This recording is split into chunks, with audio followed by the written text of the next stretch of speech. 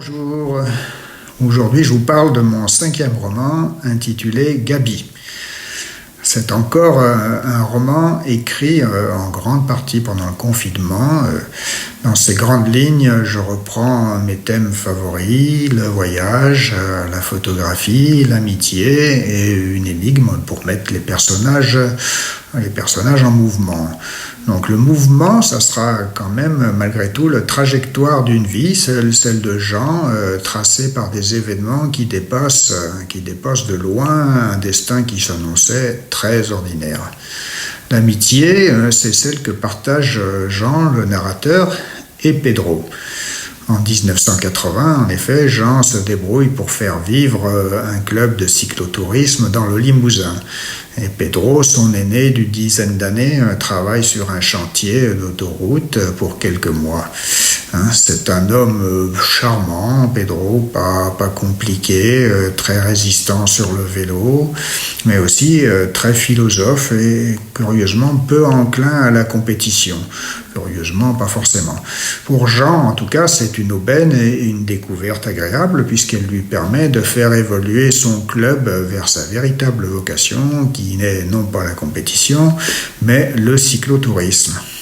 Fort de cette amitié, la vie de Jean évolue et Pedro devient un exemple, une référence pour Jean et peut-être un maître. Pourtant, dans la vie de Pedro, il y a quelque chose qui cloche. Il ne semble pas heureux alors qu'il est marié à une épouse pas compliquée, silencieuse, dévouée et qu'il a 2 enfants adorables.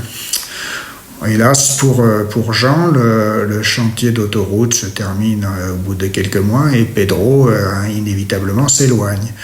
Et Jean devra attendre 15 ans avant de retrouver de retrouver Gaby, la fille de Pedro, et d'être irrésistiblement happé par son destin singulier. C'est une histoire qui m'a permis de réaliser l'escapade que j'avais prévue en mars 2020 et qui a été passablement raccourcie par le confinement, comme quoi les événements vous donnent assez facilement d'inspiration. C'est ainsi qu'entre 4 murs et un rayon d'1 kilomètre, j'ai pu m'offrir une petite virée en des lieux et des lumières que j'affectionne particulièrement. Gabriella, mardi 17 mars 2020. Parfois, on a envie de se poser et de mettre un peu d'ordre dans ses idées. Cependant, l'accélération et le rythme étourdissant de notre monde d'agité chronique ne nous en laissent guère le temps. Nous enregistrons des souvenirs, mais surtout, et à notre insu, des empreintes. Notre cerveau se débrouille très bien avec tout cela, mais quand c'est le moment de les restituer de manière claire et intelligible, ce n'est plus son problème. Comme s'il nous susurrait. J'ai fait mon travail, je te laisse l'analyse, la synthèse et le pouvoir de décision, maintenant, à toi de jouer mon ami. Paradoxalement, cette surdité est précoce et s'améliore ensuite, à condition qu'on veuille bien se libérer de tous nos dénis, ces fausses protections. Aujourd'hui j'ai du temps, j'ai bouclé ces 40 années d'interrogation lancinante, j'ai élucidé quelques mystères, tu es revenu, je vais peut-être enfin pouvoir souffler. Sans le savoir, par une succession de confidences délivrées au compte-gouttes, et en la découvrant toi-même, tu m'as appris la trame de ton existence. Celle que je n'ai pas devinée tout de suite, source de nombreuses incompréhensions entre nous, une destinée pourtant comme toutes les autres, faite de désirs, de combats et aussi de malchance. Nous nous sommes connus il y a déjà bien longtemps. La vie rapproche les gens, on ne sait pas comment ni pourquoi, mais très souvent, elle les éloigne bien vite comme si elle voulait optimiser les rencontres, multiplier ses bénéfices ou réécrire autre chose sur des acquis incomplets. La vie brasse les cartes sans répit, elle est brouillonne, nous le sommes aussi.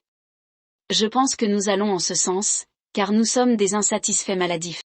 Isabelle, mars 2020. J'ai mis longtemps avant de croiser sa route. Au préalable, tu m'as parlé d'elle, habilement, pour susciter ma curiosité. J'ai compris très vite qu'elle était ta mère de substitution, tu me l'as si souvent rappelé depuis.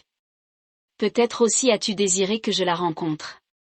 J'en suis certain, car malgré ton indépendance, tu as besoin comme les autres d'un point de chute. J'ai deviné ton manège presque dès le début, mais je me suis bien gardé de te le dire, tu voulais en savoir plus sur moi. La vie ne t'a pas fait de cadeau, ton cocon familial s'est délité trop vite, il te fallait bien de nouvelles racines. À cette époque, Isabelle habitait dans cette ville du Sud, étrange à nos yeux de Français provinciaux. Une grande ville bétonnée, mélange d'immeubles récents et anciens, ces derniers étant de plus en plus délabrés au fil des ans, empêtrés dans des réseaux électriques douteux. Un beau jour, à force de rénovations incessantes et coûteuses, ils finissent par disparaître, murs et petites gens, pour faire table rase du passé. Alors la structure d'une nouvelle construction sort de terre et se projette chaque jour un peu plus haut, dans le bruit des marteaux-piqueurs, les allées et venues des camions de béton, des ouvriers et des chefs de chantier colorés de jaune fluorescent, casqués de rouge ou d'orange. Les grues tournent, les palettes de matériaux montent, les déchets d'emballage traînent quelque temps en bas. En très peu de temps, l'ossature d'un bâtiment neuf émerge. Il devient généralement assez beau, photogénique, mais sans accord stylistique avec son voisinage. Il nous dit que rien n'est fini, que tout continue, et quand plus tard les enfants prennent possession des parvis et des trottoirs, sur leurs vélos, trottinettes et rollers, lorsque les petites filles s'isolent sur un banc avec leurs poupées, alors on oublie le décor et les petites gens d'il y a quelques mois, et la roue tourne. Nous ne vivons jamais au présent finalement, toujours dans plusieurs niveaux de futurs assez rapprochés, qui repoussent et occultent un autre futur plus lointain. Je me suis longtemps demandé, moi le vagabond, l'amoureux des grands espaces, celui qui plus jeune affectionnait les villes, mais jamais plus d'une journée, pourquoi aujourd'hui j'aime vivre ici, à Valence. Certes, beaucoup de gens chériraient le quartier Cabanal, certains amis d'Isabelle n'en ont d'ailleurs pas bougé depuis longtemps.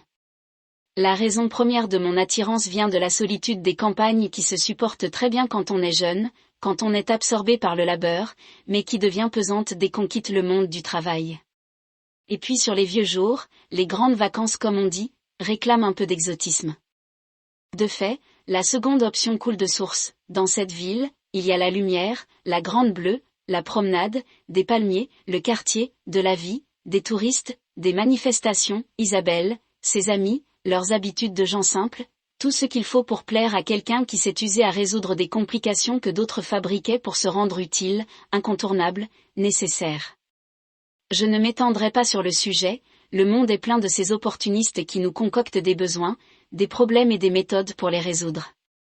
La mondialisation les a bien aidés. Il paraît que c'est ainsi que l'économie fonctionne, mais quand les produits du travail sont aussi mal partagés et aussi peu équitablement taxés, je doute fort que l'immanence reste longtemps silencieuse. Je décroche de la vie active sans trop ressasser. Dans un environnement pareil, ce serait difficile.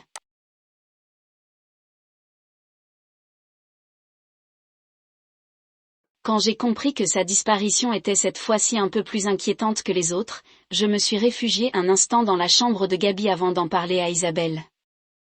Ce n'était pas le meilleur endroit pour retrouver de la sérénité. J'aurais peut-être dû lui préférer la terrasse, avec sa perspective dégagée vers la grande bleue, échappée visuelle au-delà des arbres et des immeubles en contrebas. La respiration de la ville m'aurait calmé. Les volets étaient baissés, je me suis allongé sur son lit dans la pénombre. La chambre de Gaby est son point d'attache, endroit qu'elle n'occupe que trop rarement, la chambre de la grande fille chez papa-maman, mais il ne faut surtout pas utiliser l'expression en sa présence, ni faire d'allusion. Le décor est sobre, quelques posters et affiches de concerts passés depuis longtemps, une étagère avec un petit bureau intégré, rempli de livres et d'albums photographiques, voilà l'essentiel du mobilier. La garde-robe est plus conséquente. Elle y a rangé toute une collection de boîtes à chaussures, lesquelles ne doivent pas contenir uniquement ses souliers, mais aussi ses menus trésors, ses lettres. Aucun de nous deux n'y a jamais regardé, même si les mauvaises pensées nous ciblent comme les autres, le jardin secret de Gaby doit rester sacré. J'ai senti arriver la crise d'angoisse. J'ai fait ce qu'il convient de faire en ces circonstances, rester allongé sans bouger, les yeux mi-clos, respirer, attendre que ça passe. Comme les fois précédentes, il m'a fallu un bon quart d'heure. Je me suis remémoré calmement les éléments donnés par José. Ce dernier ne m'avait pas semblé inquiet. Ou peut-être ne me l'avait-il pas laissé paraître. Gabriella a disparu. Tu déconnes là. Ce n'est quand même pas la première fois, s'était-il empressé d'ajouter.